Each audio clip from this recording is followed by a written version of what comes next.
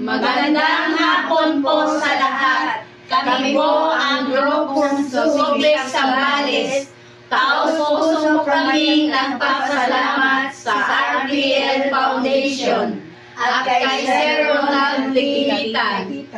Dahil sa kanya, natupad na po ang aming mga pangarap na magkaroon ng bahay at trabaho na panghabang buhay. Salamat po ng marami, Sir Ronald. Sana pakabuti niyo pong puso sa mga mamamayang Pilipino.